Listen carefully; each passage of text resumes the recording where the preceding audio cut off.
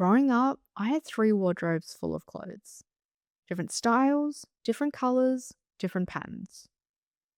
And every time I went shopping, there was always something else I wanted: a new jumper, a different jacket, something that felt more like the person I wanted to be.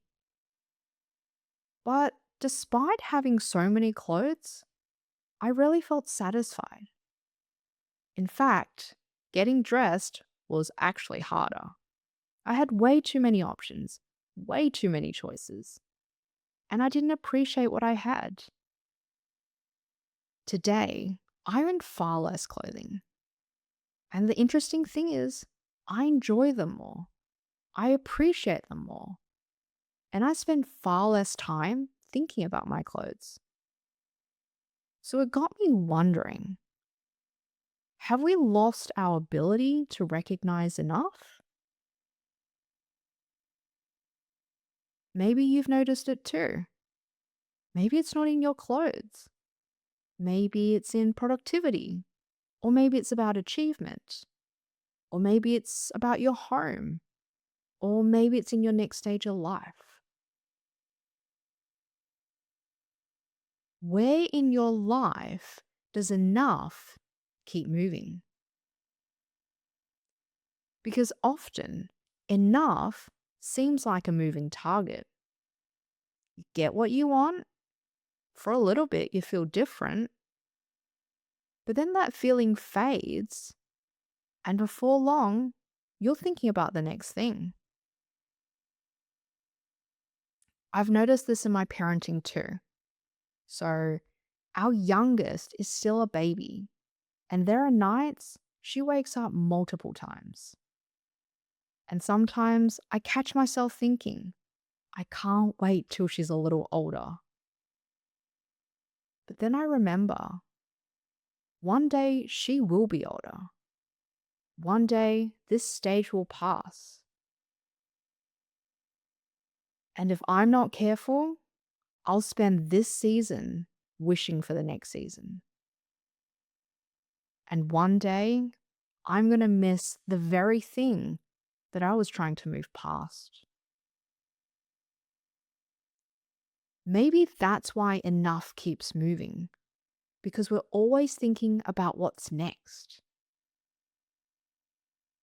What part of your life are you telling yourself you'll appreciate later? Because what's interesting is I don't think we're searching for things.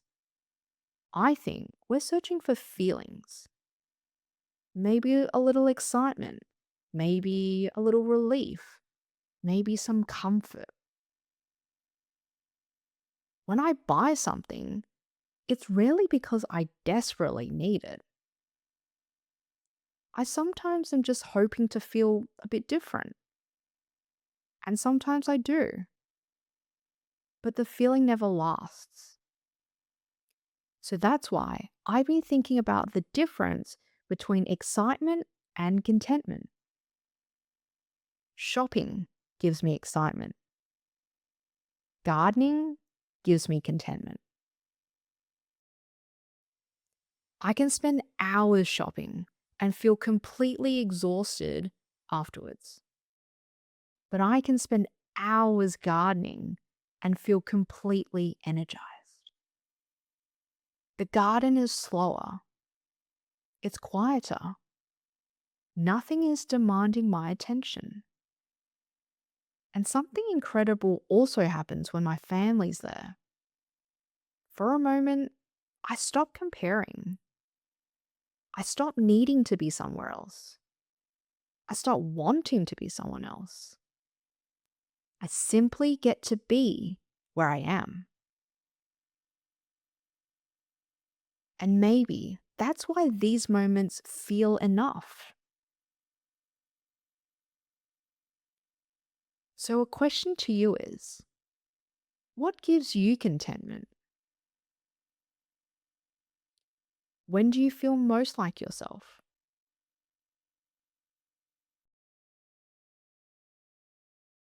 Maybe contentment begins when we stop needing life to be different then it is.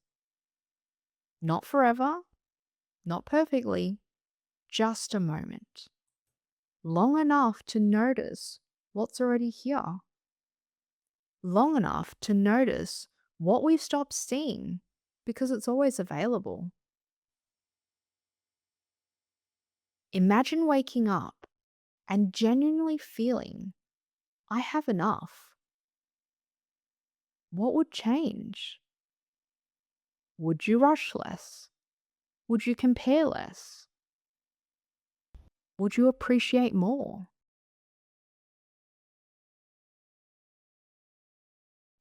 So, here's a small experiment.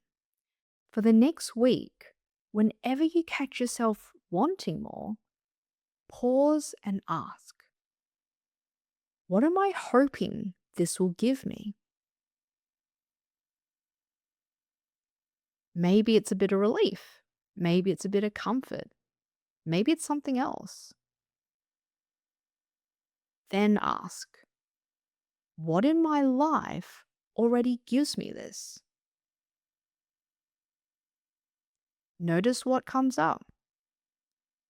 You might discover that you're actually not looking for the next purchase.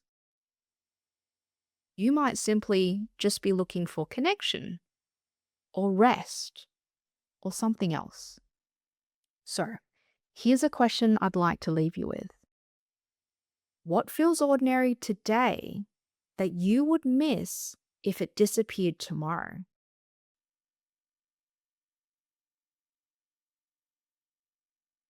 What feels ordinary today that you would miss if it disappeared tomorrow?